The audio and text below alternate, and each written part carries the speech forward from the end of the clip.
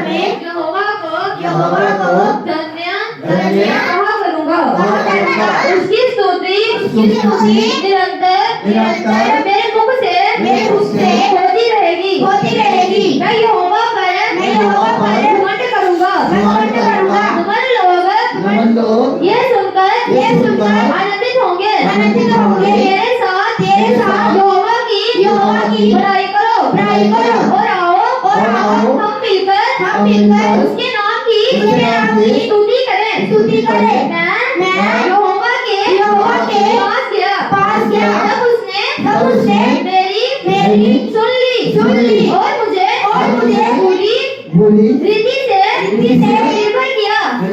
जिन्होंने उसकी और दृष्टि की उन्होंने ज्योति पाई और उनका मुंह कभी काला ना होने पाया। उसे दिन जन ने पुकारा। तब यहोवा ने सुन लिया और उसके सब कष्टों से छुड़ा लिया। यहोवा के दरबियों के चारों ओर उसका दूत अपने किए हुए उनको बचाता है। रास्ता देखो कि यहोवा कैसा भला है। क्या ही धन्य है वह पुरुष जो उसकी शरण लेता है। यहोवा के पवित्र लोगों उसका भय मानो क्योंकि उसके दरमियान को किसी बात की घटी नहीं होती। जवान सिंहों को तो घटी होती है और वे भूखे भी रह जाते हैं। परंतु यहोवा के खोजियों को किसी भली वस्तु की घटी ना होगी। हे लड़कों आओ मेरी सुनो। मैं तुमको यहोवा का भय मानना सिखाऊंगा।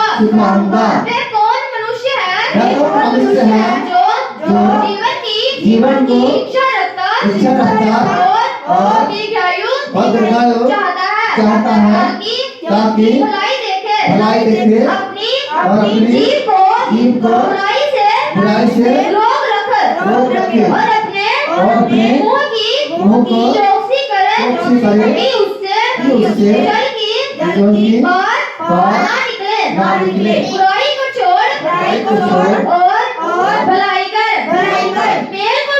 मेल को ढूंढ और उसी का पीछा कर। यहोवा की आंखें धर्मियों पर लगी रहती है और उनके कान भी उनकी दुहाई की ओर लगे रहते हैं। यहोवा बुराई करने वालों के विमुख रहता है ताकि उनका स्मरण पृथ्वी पर से मिटा डाले। धर्मी दुहाई देते हैं और यहोवा सुनता है और उनको सब पत्तियों से छुड़ाता है। यहोवा टूटे मन वालों के समीप रहता है। पीछे होगा उद्धार करता है। धरती पर भी बहुत सी विपत्तियां पड़ती तो है परंतु यहोवा उसको उन सबसे मुक्त करता है। मैं उसकी हड्डी की रक्षा करता है। उनमें से एक भी टूटने नहीं पाती। दुष्ट अपनी बुराई के द्वारा मारा जाएगा और धर्मी के प्यारी दोषी ठहरेंगे। यहोवा अपने दासों का प्राण मोल लेकर बचा लेता है। और जितने उसके शनागत हैं उनमें से कोई भी दोषी ना ठहरेगा। आमीन। परमेश्वर के कलाम को पढ़े जाने और सुने जाने पर परमेश्वर की आशीष होवे। आइए ऐसी बैठोगे।